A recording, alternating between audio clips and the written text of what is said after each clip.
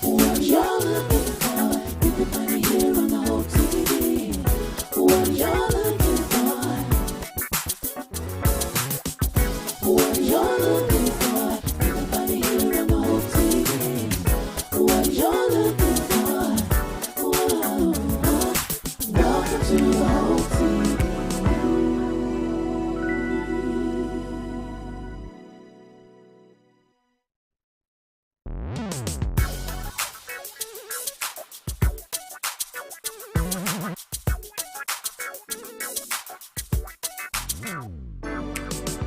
What you're looking for, you can find it here on the Hope TV. What you're looking for, what you're looking for, you can find it here on the Hope TV.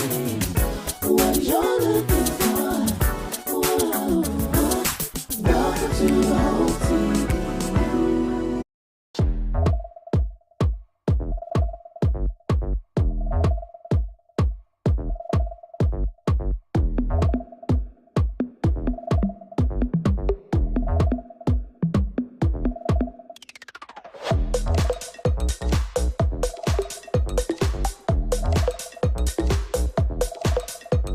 Said I'm free, y'all. Said I'm free, y'all. Said I'm free, y'all. Yes, I am. Said I'm free, y'all. Said I'm free, y'all. Said I'm free, y'all. Ooh. Yes, I am. Help me do this. Jesus, keep help me near the cross. Oh Lord, that's a precious fountain.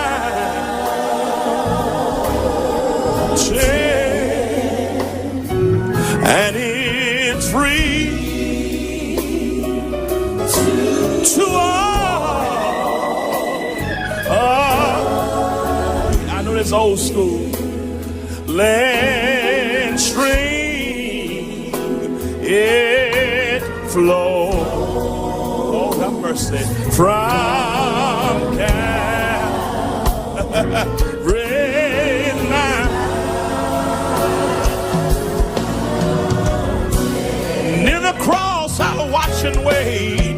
Near the cross, I'll watch and wait. And wait. Hoping, trusting ever, I'm whole. Hoping and trusting ever, stay.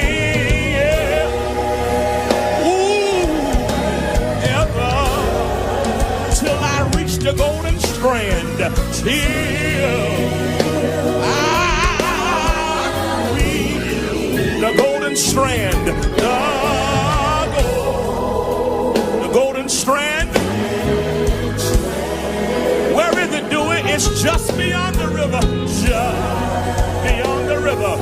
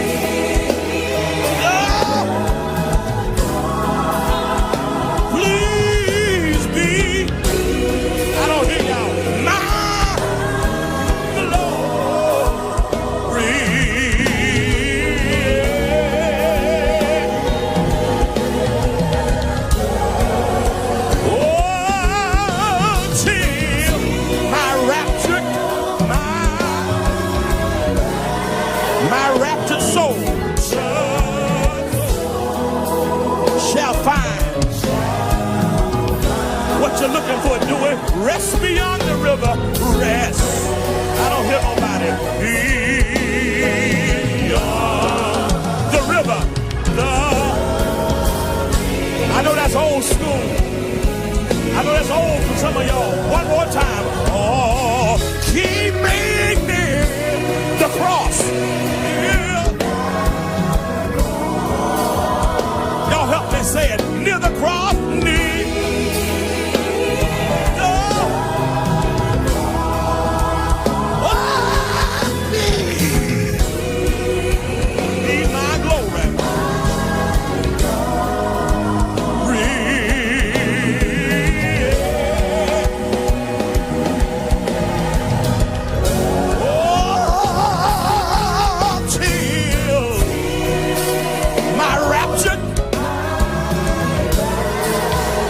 Soul shall find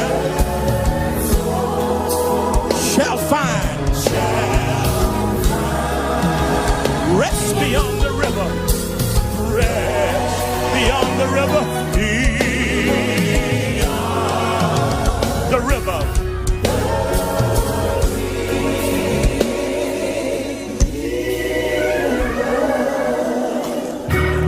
I want you to take a moment where you're standing, if you're in this room or if you're online, if you're in the overflow area. Well, this is the day the Lord hath made. We're here to rejoice and we're here to be glad in it. Welcome to Biblecast. I'm E. Dewey Smith. I'm thankful and excited that you're here today. Listen, do me a favor, call a friend, call a relative, an associate, and a neighbor, and let them know that Biblecast is on the airwaves. And we have an incredible session for you on today. It's going to be amazing. Thank you to everybody who's tuned in, whether it's Apple TV, Roku, Twitch, Amazon, Fire TV, it's YouTube, Facebook, if it's the various websites, if it's WLVO Channel 21 cable TV here in Atlanta, however you're viewing, thank you for your viewership. It means the world to us that you've tuned in. Listen, if you've tuned in through a platform that will allow you to type something in the chat, this is your first time viewing, type number 1 in the chat. Just type a number 1. And that way the members of our Hope Global community will know this is your first time tuning in, and they can appropriately welcome you to our community. We're excited about it. Listen, we're just 18 days away from a new year. We're closing out the year, and it's going to be exciting. Next week, I want to invite you to come and be a part of our annual vision board and vision night here at our church. In the House of Atlanta, December 20th at 7 p.m. We're going to be getting vision boards together for every person who attends, and also sharing with you our vision for the church for the year 2024. So it's going to be an amazing time. So friend, relative, associate, neighbor, you're welcome to come. Listen, we're talking all month. We started the first Sunday of this month talking from the theme labor pains, and it's been an incredible conversation. On Sundays, we're excited about what's happening on Sundays and on Wednesdays, and this week what's going to happen today and tomorrow and Monday and Tuesday in Zoom conversations. And I have with us today our pastor of counseling and community affairs, Pastor Reese Cross. How you doing? I am well. How are you? So glad that you're here, and so appreciative for your input and all you do strategically to help us here. To push the ministry forward. You are a major blessing and a major asset to the church. Amen. And glad you're here, and glad. I want you to tell the people, those who may be watching, who don't know much about your experience. I know that you served our country, and we appreciate you for your service. Yes, sir. And the sacrifices you made, and a student, and with a lot of dreams and changes that you went through to get to this point. From the Bay Area, a Warriors fan, but I'm not gonna hold it against you today. Go so Warriors. Anyway. And 49ers. Anyway. Back to regular scheduled programming. Just tell people who you are and a little bit about you, so they know more about who you are professionally. Yes, thank you, Pastor, for having me here today. I am Cerise Cross. I am a mother. I am a wife. I am a daughter. I am a friend. I just love people, and I love God. So I am a servant of the Most High God, Jesus Christ. I believe He is my Lord and Savior. Personally, I love the Warriors and the 49ers. I'm just going to put that out there again. Come on, bang, bang, Niner gang. Who cares? Okay. So professionally, I am a licensed professional counselor. I have integrated our faith and even our theology along with therapy. So I believe we need both. And so that's the pathway that God took me in and through, and also connecting with communities. I do have a gift and a passion also for connecting us, the faith community, with local organizations and even global organizations. So I'm excited about where God has taken us and what He's doing in our community. There's so many incredible partnerships. And that's why I'm so glad you're here today, because people typically they may see a senior leader, or they may see personality or face. People may see my face. They may watch me preach on Sundays or whatever, as Pastor Smith, whatever. But there are people behind the scenes who really are the engine. And Pastor Cross is one of those persons in our church who has helped us in immeasurable ways in developing partnerships in community and providing resources to people, and really just caring for the needs of people and helping to empower people and creating holistic ministries. And I'm just humbled and honored to be able to serve with you. I really, really am. And your heart for people, your heart for ministry is incredibly noteworthy and powerful. And so it's really an honor. And you've been doing a lot of talking, and you do a lot of counseling here at the church and within our community about this whole thing of grief and loss, and sharing, gleaning from your expertise.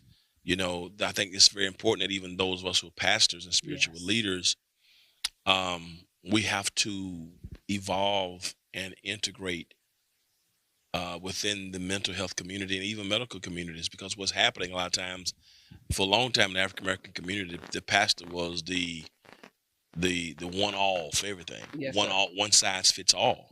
And unfortunately, that paradigm is unhealthy, and it does not present the best version of the church. I, as a pastor and through wisdom, can offer spiritual guidance and advice, but I've taken 3-4 counseling classes my whole life. I'm not a licensed counselor. God gives you revelation and insight, but some things you need professionals who've been trained in this regard. And I want to just encourage pastors, you don't have to do it all. There are partnerships and others who have an affinity, a passion, and a gift for this, and training in this. And our people have complex issues and very complicated realities that requires a certain level of specification and training. And that's why I'm glad you're here, because I want people to see what you're doing. And I know last week we were talking about this whole thing of grief. I introduced it for the month, grief and loss, and you shared with me and sent me notes that dealt with the 3 levels of stress last week. And I just don't want to assume that people who are here today were watching last week, but I think it's a great reality to kind of help people unpack who they are and what they may be feeling. Because sometimes if I'm in it, if I don't know what I'm feeling, I don't know how to deal with it. And I think that's very important, that we just review that again, like those 3 levels of stress. Can you talk about that? Sure. So we first have acute stress, and that's our daily stress. You talk about it all the time, Atlanta traffic. And if you've been in any kind of traffic around here, if you've been on the streets anytime this holiday season, you probably experienced that acute stress. Absolutely. No doubt about that. So that's just acute stress. But if not, just thinking about your children, maybe you have children at home you have to pick up, you have to cook, you have to manage your schedule. So that may cause some stress. That's daily stress. We have stress at our jobs. Those are daily stresses that we have. That would be what we call acute stress. Then there's something called chronic stress. And that is where the stress is ongoing. There's never a break. So I wake up with stress. I go to sleep with stress. The problem with stress is that stress is a response to a fear or a response to danger. And so when I experience that response in my body is now going into survival mode, because our brain is designed to keep us alive. And so anything that changes means that there's a threat to me.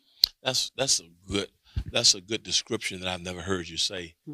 Stress is a response to fear or danger. Yes. And our brains are designed to keep us alive. Yes. Wow. Yes. Wow. So if there is a stress response, And that could be good change. That's why change is so hard, because my brain's saying, wait, that's not how we normally do it. Mm. And that might hurt us or kill us. So we can't do that. Wow. So if all of us who procrastinate or don't do things, it's that response. And we got to get to the root of what's going on there. That's good. So there's that stress. And then there's just traumatic stress. And that could be just brought on by different kinds of trauma. So those are our stressors that we experience. So you got acute stress, Mhm. and we have chronic stress Yeah. and traumatic stress. Yeah. And it's important to know all those things, because you don't want to make acute stress Yes. feel like it's traumatic, or Yeah. acute stress you just feel like I'm losing it, and it's just responding to traffic. Right. You know what I mean? Once you get out of traffic, then that's you know what I mean. People have road rage. They want to shoot and kill folks and go off. You're in traffic. You know what I mean? You just a little patience and not blowing the horn, because in this day and time, you blow the horns at people in Atlanta, Yeah. you don't know what you may get back in return. So it's just being able to navigate that in that moment, and don't make it worse. I mean, because right now they're even doing things now where they'll turn their lights off. Some of these gang initiations, Mhm. and they're driving at night. And when you turn your lights on to flash them to let them know their lights off, that means that you're the one that they're coming afterwards. So just so much is happening right now. So being able to compartmentalize those things that she just said is very, very important. Acute stress, chronic stress, traumatic stress. Yeah. And you've been dealing with a lot of people with grief Mhm. and loneliness. Yes. And you said something that was just very powerful about the United States Surgeon General's office Mhm. relative to loneliness. I want you to engage that for me. Yes. So now the U.S. Surgeon General has put out a study. They've done their report, and there was over 148 studies that have been done over a span of 7.5 years that says that there is a 50% survival rate for those who are socially connected. It's an increase of a 50% survival rate for those who are socially connected. Mm. So if we're not socially connected, there's a 50% chance that we're not going to survive. Wow. Social connections Mhm. increase the survival rates by 50%. Yes. Just Yes. the power of community and connection. Yes. Did you hear that? Those people who, I can do bad by myself, Mhm. and, I don't trust nobody. And, we develop these walls where we don't want to let people get in close because somebody hurt you. Mhm. And you don't realize the older you get, you need friends and community. And I think that's very, very important. God designed us Yes. to be in community. Even God created the world in community. Yes. Let us make man Yes. in our image. So I think that's a very good point. I want you to talk about as you know, and you've said so many helpful things to people. And as I've been navigating my process of going through major deaths with Yes. very, very important people in my family, and trying to be vocal about that to normalize conversations and the humanity around that. I want you to kind of vet through so that we're clear on the different nuances regarding grief and mourning, because sometimes it's all lumped together. Yes. So can you help us kind of distinguish the differences? I first appreciate you, Pastor, because you use every platform that you get to express your grief and to show us that it's okay, that we can still talk about our mama. We can still talk about our sister. It doesn't matter. So I love that you use your platforms to express that grief is a process, and I can grieve too. We as pastors, as leaders, we grieve. We have feelings and emotions. Yes. So I appreciate that. Well, I appreciate you saying that, because I think what I want to do is normalize Mm. those conversations Mhm. and not spiritualize Yeah. and Yeah, use yeah. faith as a band-aid or a catch-all to act like Mhm. pain is not real, number one. Yes. Number two, I want to have these conversations because I did not handle that moment in my life in a healthy way. Mm, I made some decisions that affected me, mm, that affected my family, that affected my community. mhm. That I'm still navigating through. Mhm. And when you're dealing with that grief and you just need something you don't know what you feel sometimes. Mhm. And I was so busy trying to be a preacher Mm. and be the pastor that I never was a son. Mm. I didn't allow myself to be a brother Mhm. and sometimes you will look to any and everything to try to anesthetize that pain, Yes. but I really couldn't really. I didn't know how I felt, Mm. and then I just sank so low, and but in the name of Jesus, I'm showing up to preach on Sundays, Right. Right. and so that's why I want to have those conversations, because in grief and when you're unhealthy and you're not mentally or emotionally well, Mhm. how you respond can make things better Mhm. or make things worse. And unfortunately for me, mm, I had a response that made things worse. And I'm just grateful that God is loving Mhm. and patient and how to get out of those unhealthy things. So thank you for what you shared, because it's helped me to deal with my own process. Mm. So talk about those different things so we don't commingle everything under one term. Yes. Yes. So there are, first we always say grief, and Yeah. then we'll say mourning, and we'll say bereaved or bereavement. Yeah. And those are three different terms. Mm. So Wow. grief is our response to loss. That's the response that we have to loss. That's good. And to anything. Last week you mentioned it's not just a person. I can grieve losing my dog, my Yep. cat. I Yep. remember I had a dog named Tigger. He got Listen. hit by a drunk driver. Let me tell you something. To the day. Listen, when you lose a pet, Mhm. and when you love pets, Come on. my Andre won't even let me get a dog because of a pet that died when she was in high school. See? So we go, and I love dogs, so I can't bring a dog inside the house because of that. You know what I mean? Because it's triggering. Mm. It's because I'm a member of the family. That's you know, right. we think people who don't have pets think they think they're crazy. Listen, Yeah. Tigger was a part of our family. Wow. To this day. Wow. I miss him. Wow. And that's something. So yeah, we're gonna talk about Yeah, that that's though. good. So we commingle all those terms. That's grief, Mhm. mourning. It's the outward expression of grief and loss involving physical expression. Mm. So our funerals, when we have a funeral, that's Yes. a process of mourning, or a task, not a process, but a task of mourning. A And task a of mourning. task. And so Interesting. Kubler-Ross talks about the stages of grief, and we'll talk about those. And then there's another person, not getting the name right now, but he talks about the task of mourning. The The task. task of Can you mourning. unpack that? Yeah. It's a task. Yes. And so now these are all different processes. Hmm. Doesn't mean that we have to use them, Yeah. because even with grief, let me just back up. Grief is unique.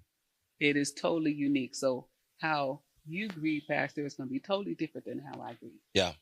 And we can be grieving the same person, Absolutely. but have different responses. That's to so that. true. And so the task that is spoken of are different areas where you need to go through these processes in order to come through this process of grief. But just the word task for me Task. is interesting because not process. Yeah.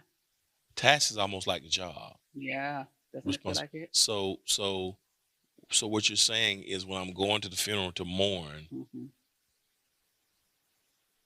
sometimes, you know what? It's interesting you said that, because one of our members, I was very close to her. Mm-hmm. She passed away about a year ago, Mm-hmm.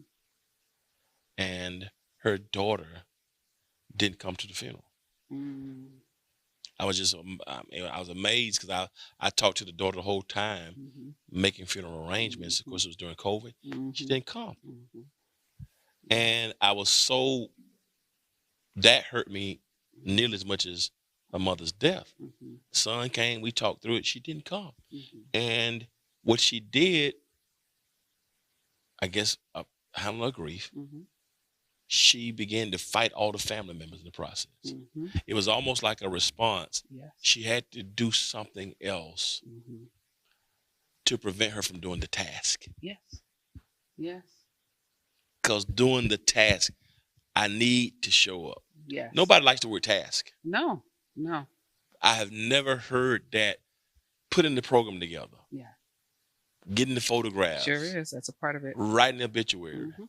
This is not a job. This is not enjoyment, No. No. but it's necessary. Because what she was doing was avoidance. There was a little avoidance there. We're gonna talk about that. Yeah. Because if I and that could be coupled with denial, right? Okay. So if I don't go, I don't have to see. Yes. And if I can take that energy and fight everybody else versus dealing with my own pain and hurt right now, Yeah. then I don't have to deal with the quote unquote task of mourning. So I don't got to deal with that. So the task,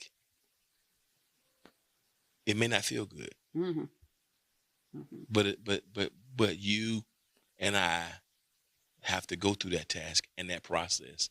And for me, I think for me it was about trying to, who says, pay my last respects, Mm-hmm. or send mom out in style, Mm-hmm. or to make sure this service is befitting of her life and her legacy. And so trying to bring about a tribute or an honor for the deceased, for the loved one, Mm-hmm. is a thing that gives you strength to make it through the task. That's right. That's right. That is so doggone good, Pastor. Mm-hmm. Wow. But that's so, because I had never heard that like that till you just said it. And I think when you think on those terms, because what I've discovered, grief and loss Mm-hmm. brings out the best in families and the worst in them. Mm-hmm. Yes, sir. And I think All day sometimes, long. and we end up going at each other because we can't handle the emotions of We it. can't handle But it. That's right. but we're responsible. Everybody should be responsible for the task. That's right. And it's controversial, but some people like it, some people don't. But I wanted to highlight that task of mourning is another way that we can look at grief process. Because Kubler-Ross, if we go back to Kubler-Ross and those 5 stages of grief, Yeah. he was talking about the person who was dying. Wow. So Wow. originally, Wow. when we talk about those 5 stages, Yes. denial, I'm not really dying. He was talking about dying. He wasn't talking about living. Wow. Yeah. Wow. So although we do have denial when that person died, Yes. it still was for the dying. Wow. And so what do we do for the living? And that's a whole nother, we'll have to have a whole nother talk about dying. That is so, that's why Martha was mad at Jesus. Yes. Lord, if you had Brent here, Well, my brother would not have died. We buried him, but you didn't go through the task of mourning with No. us. That is such a profound mm-hmm. concept that I Yeah. think can bring help. That can bring healing to families. Just that concept itself. Yes. We have to go through the task of It's mourning. a task. It's a together. task. And So whatever our feelings are about each other, whatever, Mhm. we have to go through this to get. That is something I can think. I believe that concept. That's so good. Keep going. That's deep. And, Keep and going. when you said that, you just brought me to siblings Yes. and family dynamics. Yes. How I grieve again and how you grieve. Right. We may not go through that process. We can go through it together, Right. but it's going to be on different times and Yes. wavelengths. Yes. So don't get mad at me Right. if I'm doing me Right. and how I'm doing what I'm doing. Exactly. And if you don't want to process it, I'm going to give you your space. Right. But I got to process this on my own. That is so good. But that's how we get into all that friction. But it's the specific color, the crying, Yes. the praying, attending the wakes, the funeral, all Yes. of the planning. That's a part of the task Of of mourning. mourning. That That's is a part of it. so doggone good. That's explosive. Thank That's you for one that. of them. Yeah, That's keep one of them. going. So that's mourning. Yes. And then bereavement is the period or state of grief. Okay. And so after experiencing the death of a loved one. So that's that Okay. immediate state that you're in, that bereaved state. Bereavement. Okay. And so then we have the types of grief.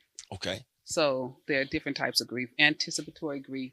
Mm. You don't talk about that a lot. That's true. But it is produced when we are expecting something to happen that we know is going to hurt us deeply. Wow. While it has not yet happened, we're already suffering. Anticipatory grief. Yes, already suffering, knowing it's going to hurt us deeply. Jesus in the Garden of Gethsemane. Yes, sir. Father, if it's possible, Yeah, my soul is exceeding sorrowful unto death. come on. That's never heard the term before. You can also look at this for family members who are walking with someone who has dementia, Yep. late stage dementia. Yep. Like you said, you had a friend Yep. that you knew, Yes. I'm 60. and now he's not who he was Absolutely. in that state. Yep. And so it's that feeling, Yeah. that's anticipatory grief. It's the loss of who that person was to me. Yeah. Not was to me. I don't Yeah, want to say it that I way. know But what you that mean. connection, Yeah. it's that. It's that, wow, this is not what it was. It's strange you said that because my son is 12th grade Mm-hmm. and he's going to college Mm-hmm. in August. Mm-hmm. And I'm already anticipating Yes, sir. Mm-hmm. his absence. Yes. for the first time, Hmm. nobody's gonna be in the house That's right. that and while I'm excited about his growth and him going to college, Hmm. I'm already feeling a certain type of way about his graduation. Hmm. And that's grief too. Yes, it is.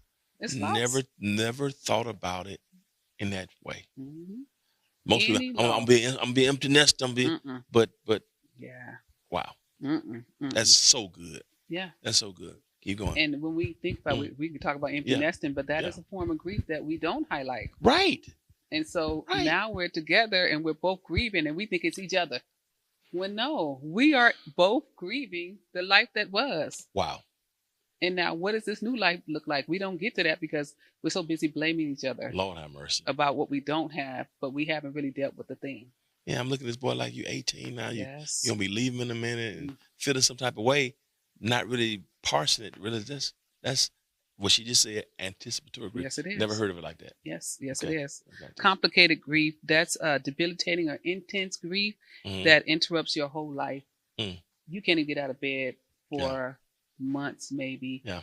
Not just days, because Yeah. again, we're going to talk about normalizing and what's normal. Yeah. If I don't even like to use the word Yeah, normal, I but understand. just the process that Right. our body goes through. Right. But it's where it dominates everything. Gotcha. So that's complicated grief. And then disenfranchised grief. This is where we talked about getting laid off or a pet loss, where people would diminish somebody and say, "Oh, that's nothing. Right. That fur baby, Right. that's a part of our family." Right. So how can you say that's not, that's disenfranchised? Right. Or it could be someone that you knew, a coworker, Right. not being able to mourn them like you could or want to because their family is mourning them, but they don't want you there for whatever reason. Maybe you're at odds with a family member and you have not reconciled for whatever reason and they pass away. Yeah. But you're not allowed to go to the funeral. And we've heard where people are not allowed to come to Yeah. the funeral. Yeah. That's disenfranchised grief. Disenfranchised grief. Yeah. Wow. Yeah. Wow. So, Disenfranchised grief. mhm. Man.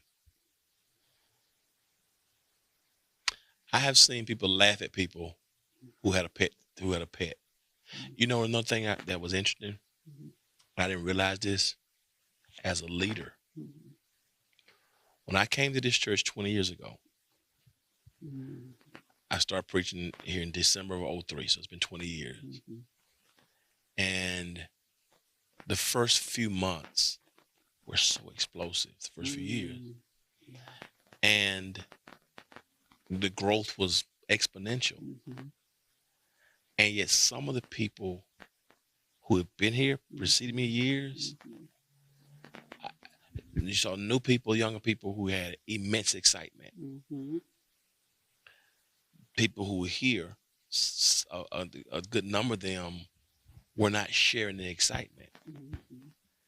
And it was a challenge for me because I'm like, the church is growing, it's filling up, we're 2 services, souls are being saved, we're baptizing, young people are coming. Mhm. Why aren't these people excited? Mhm. And it took me a while to realize while I was celebrating, they were grieving. Yes.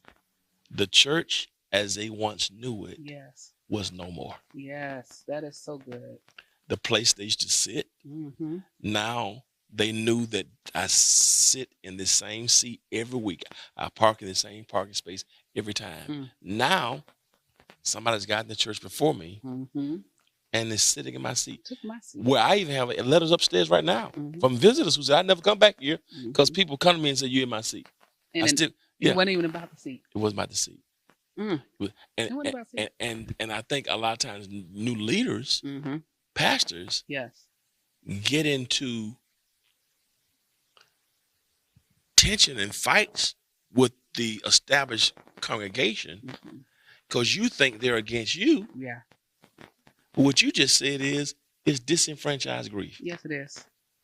and not giving that organization and those persons a moment to understand it's not personal. Mm-hmm. Everything they once knew is different. And I think we can exacerbate that by pushing it. I remember one time in that same context, Mm-hmm. our director of music Jimmy Terrell. Mm-hmm.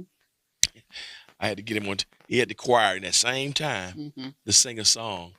Here was the name of the song. What's to come is better than what's been. Wow. I said, don't you ever sing that song Oh again. my goodness. Yeah. Yeah. I think that was our first service. What's to come is better. No. So you got people. It's like a dagger in my broken heart. My heart's already broken. My pastor is no more. He's not. So I got a new leader. The churches, and now and so that's a leadership principle. This is not Yes, just that's grief right. and loss. That's right. That's right. This is a pastoral leadership principle. Yes, it is. Disenfranchised grief. Yes, it is. And I think I just want to highlight that for a pastor who's watching. That's right. Stop exacerbating the people's pain Mm, and realize they're hurting. absolutely. While you're happy, Mm. they're hurting. Oh, You know what I mean? and would you do that at a funeral? And Would you do that? that doesn't make any sense. No. Wow. So it's organizational grief. Organizational grief. Yeah. And we're so busy pushing, trying to get somewhere and trying to get the vision across, Mhm, trying to progress. I get all those things. mhm, But when you're in an established organization, mhm. there's organizational grief. This is so amazing. As a principle, I don't think we hear this enough. No. Disenfranchised grief. Yes, sir. That's great. Keep going. Yeah, it's a whole workshop. It is. There could be trauma and grief. Yeah. So with that, we need to ask ourselves, what are the stories that keep coming up for us? Mm. So if I am dealing with trauma, or if I'm dealing with grief and I keep ruminating, having Yeah. the same thought, what is the story that's coming up? And what are those stories telling me about myself or that person? Mm. And that, in that story, in that place, that's where the trauma lies. In that story. In that story, we have to find out where's the trauma in that, Mm. because there can be. My Now, God. grief can be traumatizing, but doesn't mean that it's always going to be trauma. Gotcha. But there is trauma, and there can be trauma in grief. My God. That's good. And so you talked about grief versus mourning, Mhm. anticipatory grief, complicated grief, disenfranchised grief. There can be trauma in grief, Mhm. but grief does not have to necessarily involve trauma. Right. That's so good. Yeah. Grief can be traumatizing, Mhm. and there's trauma in grief, but grief is not necessarily traumatic. That's right. Then that's good. That's good. Now, talk about different types of grievers. Yeah. So oftentimes we think that men and women grieve differently. Yes. We'll say, oh, he just sits there like a stoic board and he doesn't grieve. He just holds everything in. Yeah. When in fact, we're just processing differently. Yes. And you could be a man or a woman Yeah. and process different when it comes to grief. So there's two renowned authors. Go ahead. I want to interrupt you for a 2nd I just want, because you said something that triggered me. Mhm. That I just want to get clarity on, just for those who are watching. Andrea and I lost a child Mhm. in 2004. Yeah. So she was 6 months Mm. pregnant. Mhm. So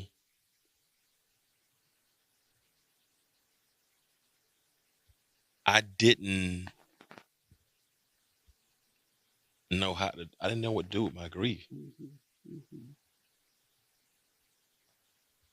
I'm thinking about what you said, the disenfranchised, anticipatory, complicated, and then the two types of grievers. Mhm. Because my responsibility, I thought, was to make sure she's good. Mhm. Mhm. But it was my child too. Mhm. So is that the two types? Is that disenfranchised, or would that be the complicated?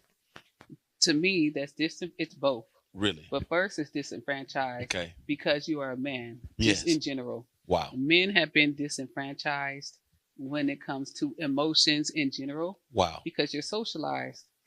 You a boy, you better man up. You ain't no little girl. Don't you be crying. Mm. You man up. My God. So that's just in general. And our parents did the best they could with what they knew. Mm. Okay. But and nowadays, this newer generation, they doing things different. Yeah. But you have been socialized, and we were socialized that men are tough. Yeah. They suck it up. And Mm. so we are allowed to fall apart, some Mm. of us, and some black women not, because we got to be strong black women. That's true. But so that's the first thing, is that it's her loss. Yes. She lost the baby. Yes. And you'll hear that. You've heard that a lot, and we've heard that a lot. Where right. she lost the baby. Right. No, we Right. lost the baby. Right. But also, it's both and. It's Yeah. complicated because, like I said, you both had the relationship with that child. Mm. She's carrying the baby in her uterus, in her womb. Yeah. But you also are anticipating that this child is going to be ours, and we're Right. going to have this child. Right. And I'm the father. Right. It's both of you that are grieving, but I don't get a chance to go through my task in the morning because I have to make sure you're okay. Yeah. So I just put this away and put it on a shelf somewhere, and every once in a while it'll come up in my life. My God. And that's how a lot of men My God. have been working through and journeying through life. Mm. And it comes out in various ways. My God. That is so. I don't know if somebody's watching, but I just wanted to. I thought about that when she talked about the two types, Good, so good. and I said I just want to share that so people who are watching, we all. She mentioned the word process. I think it's so important that we are able to put names and identify specific occurrences with these things to help us process, to help us to cope, to help us to manage and navigate in a healthy way. So I didn't mean to interrupt you, but I just want to throw that in before No, you that's got so too good. far gone because I thought about it. So the two types you said, one who may be expressed, one who does not. Yes. So renowned author on grief, Kenneth Doka and Terry Martin, describe these different grieving styles, if you will. Mm-hmm. One is instrumental grief, where it's connected more with men. So that would be cognitive. I think about it. I process it that way. It's Okay. more cognitive Okay. on how I'm thinking. And then intuitive grief would be how I emote. It's my emotions. They come out. And then those feelings are expressed overtly. And then there's the integrated or blended style, which a lot of people can have. And that can fall anywhere in between that spectrum of being cognitive or instrumental, but also being emotive in my style of grief. And then you said something can be blended, Yes. Yes. and then regret. Yes. Regret. Talk about that. Regret. Ooh. So the reason I wanted to bring up regret as we're trying to go through all the nuances of grief, one of the places, a stuck point, if you will, would be regret. Yes. If I would have answered the call, then they wouldn't have, or if I could have taken the needle, or if I could have put the gun away. Proximity does not mean causation. David Kessler says that. I love him. But he talks about grief immensely. And you can go to grief.com. Let me just give his plug right now. So many resources there on grief. But he says proximity does not mean causation. You could not have prevented the death. My friend, Pastor Teddy Parker, Pastor Bill Mount Zion Baptist Church, he called me 1st of October of 2013. I was on the phone at the church, as a matter of fact, and I told him I'll call you right back. And I say that all the time. He's right back. And obviously, I had every intention to do so. And by the time you hit him right back, something else has happened. You know how sometimes, when you're very busy like I am. This was the 1st of October of 2013, second Sunday in November of 13. I'm in the pulpit preaching at the cathedral. I got my phone on, man. My phone is buzzing in the middle of my sermon. I'm like, what in the, okay? The boys are there, Andre's there. What is my phone? And it keep buzzing. Anybody who has my number, they know I'm preaching. Phone can be buzzing. So I get through the service, only to discover some of the folks from home were calling me, asking how I seen him, and I talked to him. Sunday morning, he was supposed to be going to preach his father-in-law's anniversary in Unadilla, Georgia. And he sent his church, built Mount Zion, on ahead, sent his wife and 2 daughters ahead, and I'll meet you. And went back to his house. He told them to retrieve something. And went back to his house fully dressed in his suit, Bible, sermon next door to him. And right there in his truck, he put his gun to his head and took his life. And I suffered with that causation. or regret, wondering, I mean, years, you know, what if it's a woman who maybe couldn't have a child or had a miscarriage, that would be the regret. Maybe I should took my vitamins. Maybe My I God. shouldn't have worked out. Or My God. It's all of those shoulda, coulda, woulda My God. that do not mean anything. My God. You couldn't. Whatever was going to happen was going to happen. My God. It was going to happen. Proximity does not mean causation. Not That if- is no, that no. is that is so good. And we get stuck there. That is so good. I could share my husband's father passed last year, and he sent me, and he was having some phone issues toward the end of last year. He passed December of last year, Mhm. and he was having some phone issues, so his phone would, I guess, lose our numbers, so he couldn't find his son number. He called me one day, and he was like, give me Mike's number, and I gave him his number, and maybe a month before he passed, he had DM'd me on Facebook. I don't check my DMs on nothing. My I God. hadn't been checking anything. And he had DM'd me after he passed. Well, I'm sorry. He had passed, but I found the DM After he passed. after he passed. And it said, call me. Mm. And I lost it. Mm. It took me a while to get back to, how come I didn't call him? What did he want to say to me? Yeah. I know, he knew something was going on. Yeah. And I had to reconcile with that. Mm. It's a process. Regret. It's a process. Like, Yeah. why didn't I check my DMs? Yeah. And I just don't check them. Yeah. But yeah. That's grief and loss. And I think when I flip that coin, I've had those moments, feeling regret. But I think what's even deeper for me is regret. When the moments when there was a loss or pain, and my proximity did cause it. Because it can. Yes. Yeah. My goodness. To me, that's even more debilitating. Because you just will stay there. You just, and what I've had to process is regret is not an asset to your life. If it was, I would live there. You know what I mean? So, but those moments you try to find everything to blame yourself. This is so healing. Yeah. Proximity is not the same as causation. No. it's That is not. good. Keep going. It's not. This is so rich. So our grief is impacted by our personality. Mhm. And so how we are, how we operate, that impacts our grief. The history of losses. And you mentioned earlier culture and tradition. I wanted Yeah. to get to there Mhm. because culturally we put ourselves in a box when it comes to grieving. Yeah. We can only cry for so much time. We Right. need to show up a certain kind of way. Right. And that's what happens with us. And so I'm happy that we're having these conversations Absolutely. so we can free ourselves Yes. as leaders, as people, everybody. We all need to be free when Yeah. it comes to going through this process. Yes. So yeah. So personality, history of losses, culture, and traditions all impact how we grieve. Absolutely. That is so good. One of the things that has been a cultural shift that is very interesting.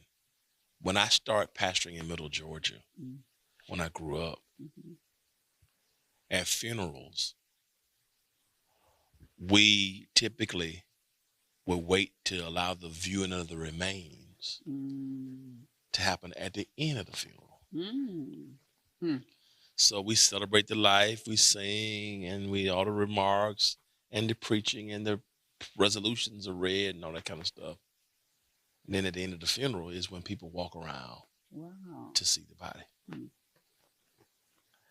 And something that we now call celebration of life, Yeah. homegoing celebration, and how that was done in Middle Georgia, and not just then, but in some places now. Mhm. I've had to across the nation, but it was trauma. Yes. And so then a shift took place in Georgia, and well, now we're not gonna do it at the end because it's just we're gonna do it at the beginning, Hmm. show the remains.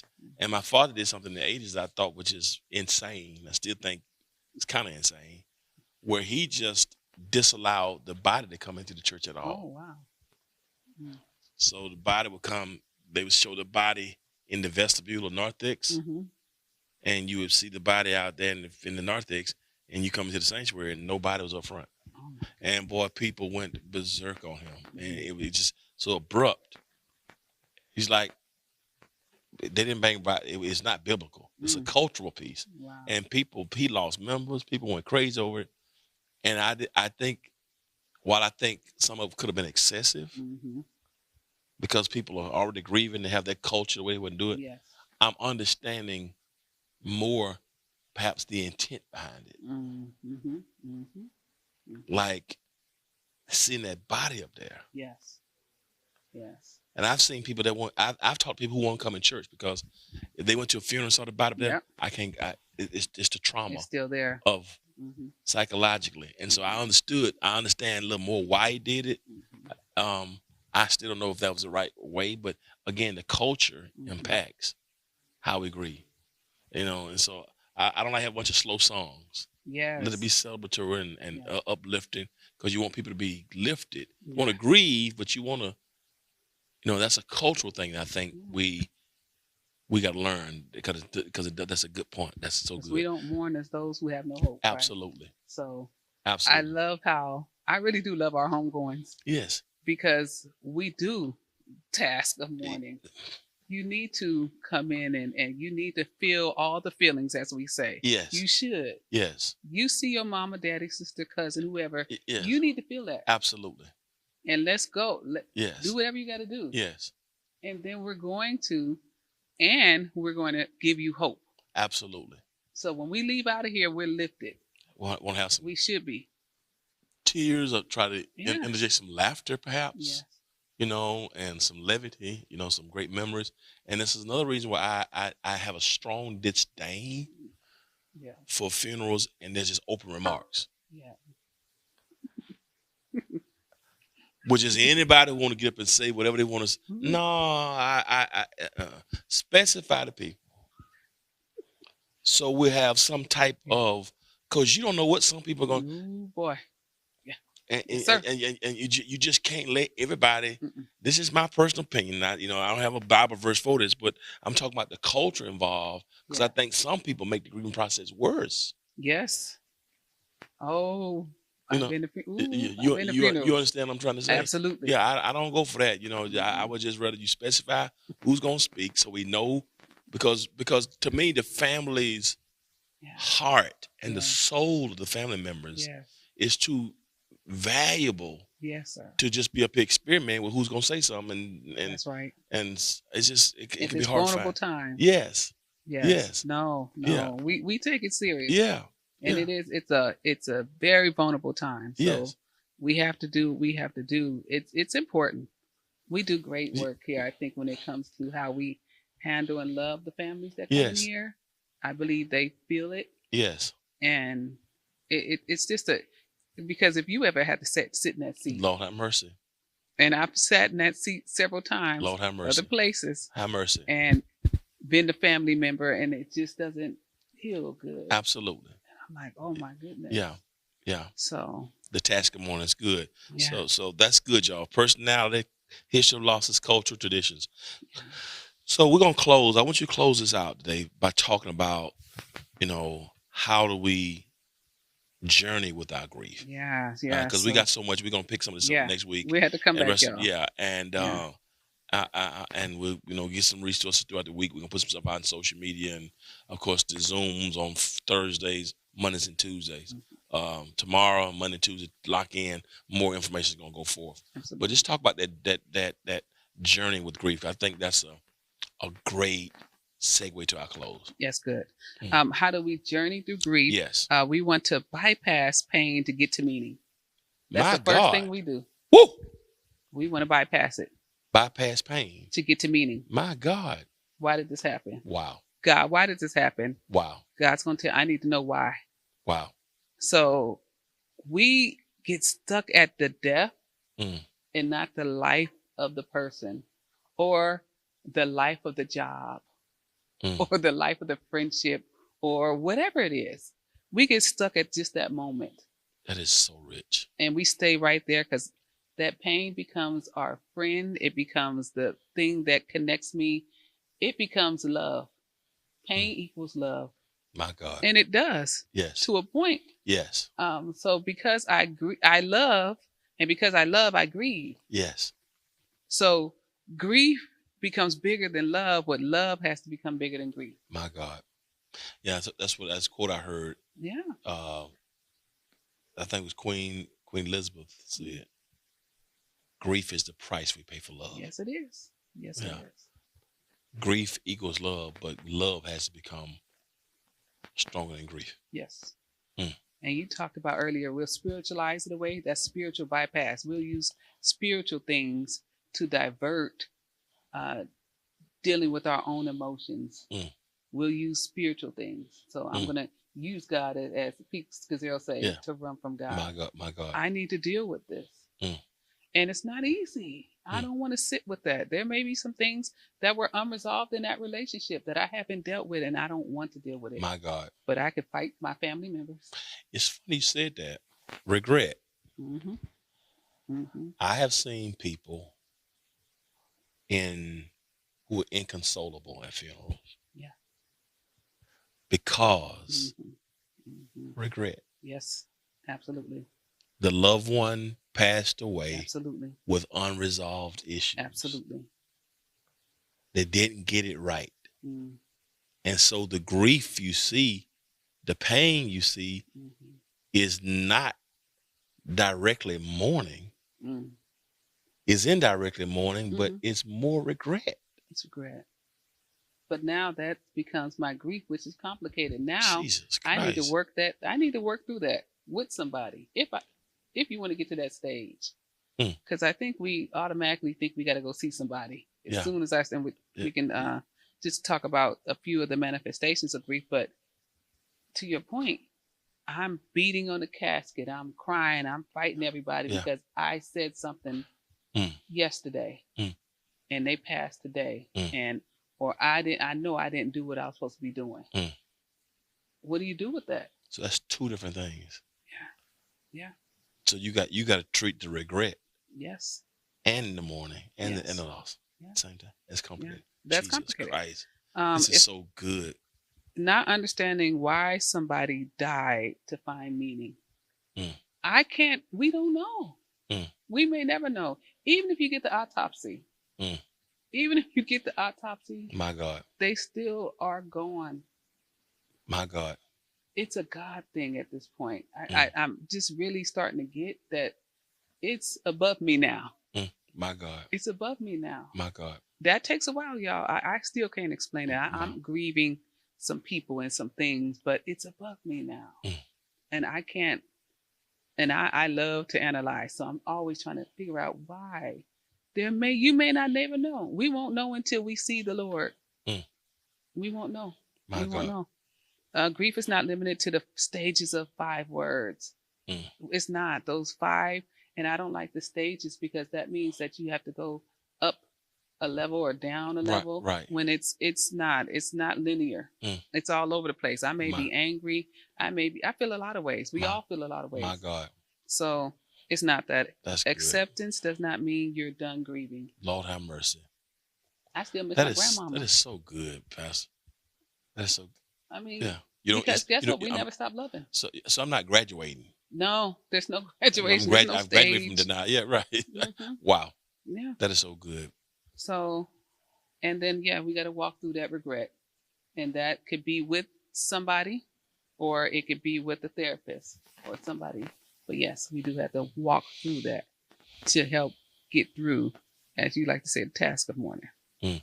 And we have to come back. This is so much. Family, listen, I don't know about you, but to me, I like putting a concept on a feeling. Mm. Because when I'm talking to a lot of people, even theologically and now this clinically, you know, from a therapy perspective, because a lot of times, if I can conceptualize the feeling, it helps me to identify and process it and get healing from it. Mm. Like, this is complicated grief. Like, okay, they're acting the fool up there, the casket. But that's because that's complicated grief. That's regret coupled with mourning. Could be. Yeah. So I'm just thinking, why are they acting like this? Mhm. And dismissing what they're doing, not realizing there's two levels of pain there. That's right. So to be able to process things like that, Mhm. I think it can perhaps expedite the pathway Yes.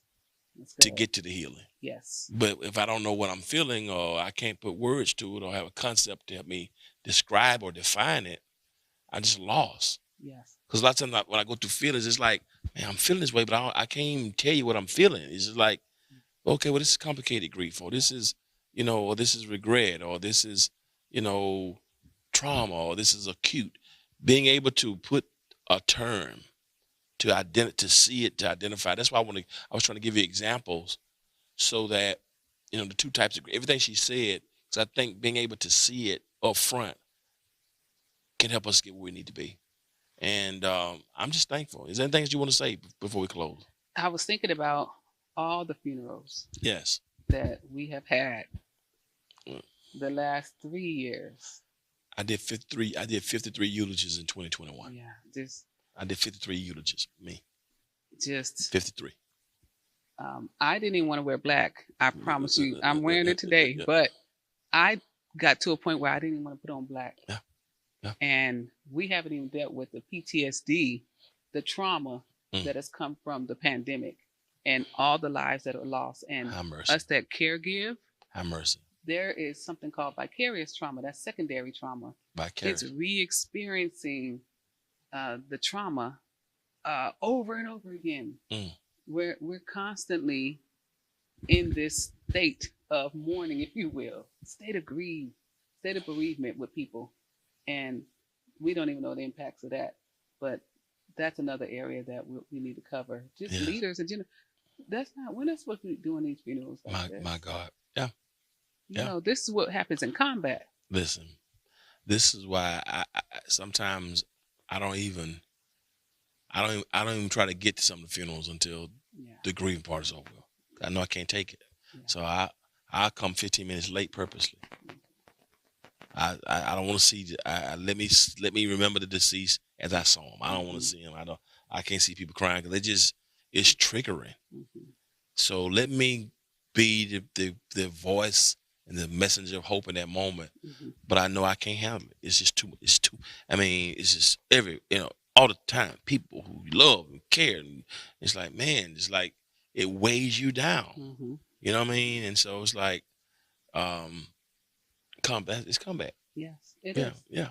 It That's is. what a perfect way. Listen, I hope that you were blessed today, because she dropped some powerful concepts, some powerful truths on us, to help us to process and understand grief and loss in the most significant way. I want you to know that whatever you're facing, as I shared with you last week, that God is close to the brokenhearted. And Jesus Christ came to give us life. He said, take my yoke upon you and learn of me. I'm meek and lowly in heart. You'll find rest for your souls.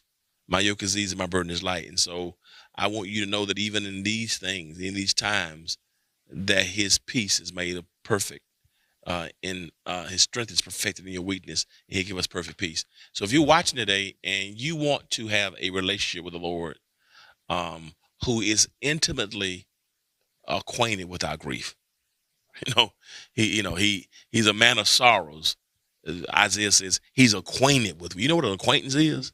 He's an acquainted. He's acquainted with grief.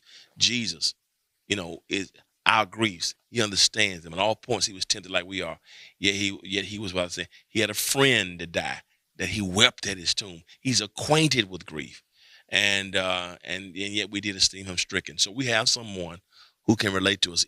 It behooves you, I think, Pastor Cross shared today can bring healing, and the thing I share hopefully can bring healing, some direction, but only Christ can bring salvation. If you want that today, I want you to get your phone and text the word salvation to the number 678-201-1351. Again, 678-201-1351.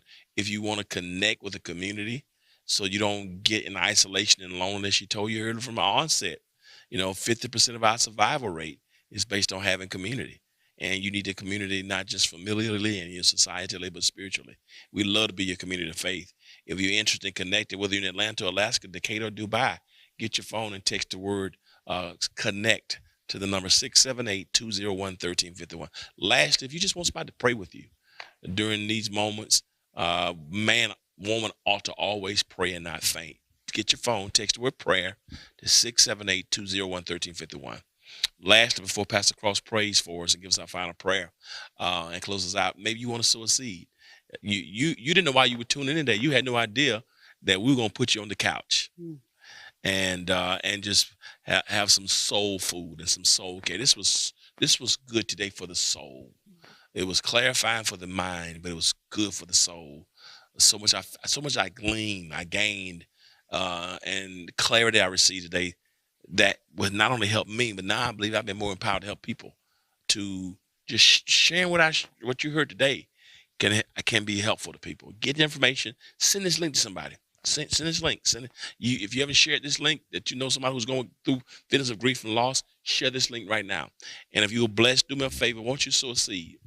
You've been blessed by the ministry. There's a QR code on the screen. You can give today by text to give. You can give today through Cash App, through Zelle. You can give to the website by clicking the giving links and following the prompts accordingly. Or if you want to send it to the P.O. Box, our P.O. Box is 361, P.O. Box 361, 499, Decatur, Georgia, 30036. Again, P.O. Box 361, 499, Decatur, Georgia, 30036. Pastor Cross, you've been Herculean as always, and Queen of Sheba, Deborah. This has been just a major time of clarity, and you blessed our souls today. Praise And God. enlighten our minds and bless our souls. You have a final word, and then give us a closing word of prayer, please. I just want to encourage you to, as Pastor said, look at the resources that we have. Do go to grief.com. David Kessler does a great job at just explaining grief. He's been working with grief for years. He talks about loss of kids and children. Even if someone has unalived themselves, he deals with that as well. So please check out that resource, and let's go before the Father. So God, we just thank you, Lord, for who you are. You're great. You are mighty. You are majestic. Thank you, Lord. You, Father, said that you will be with us even into the end of the earth. Lord, I thank you that you are with us. You will never leave us nor forsake us.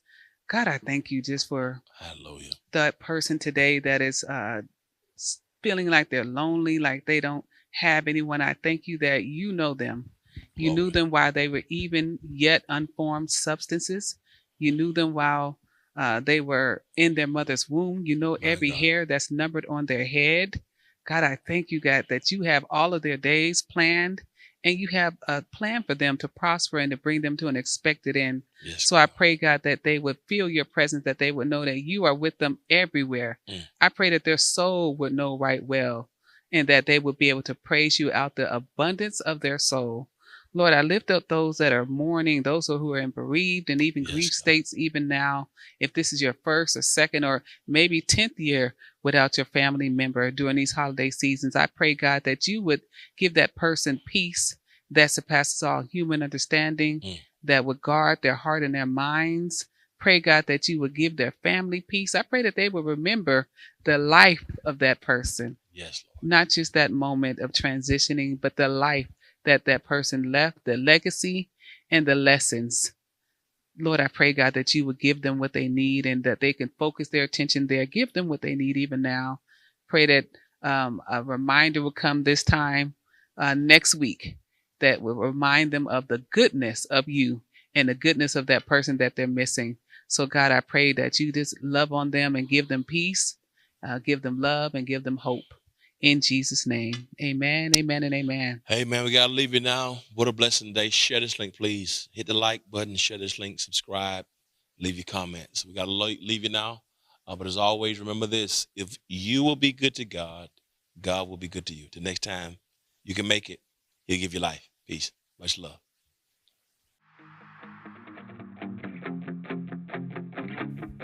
Family, we are back and here to keep you all informed. Yes, and let me do a little head count right here, Crystal. Now, how many of you were here last Wednesday to experience a super impactful First Wednesday Live Life Night?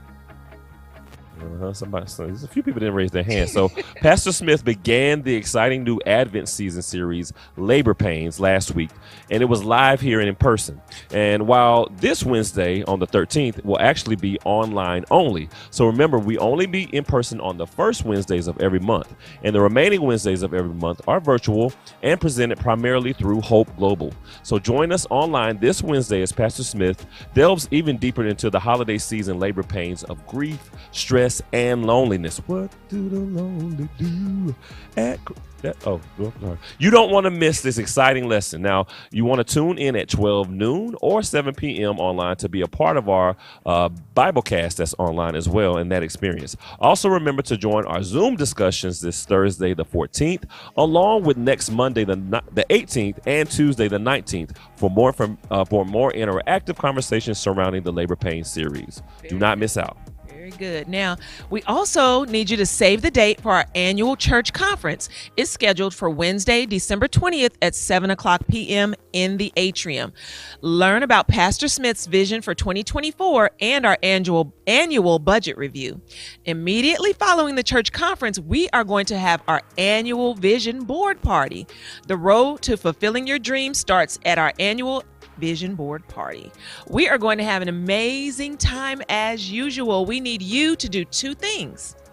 Bring your dreams and your magazines, and we'll supply everything else. I like that. Dreams magazine. Yeah. You got Dreams magazines. Do people still have magazines?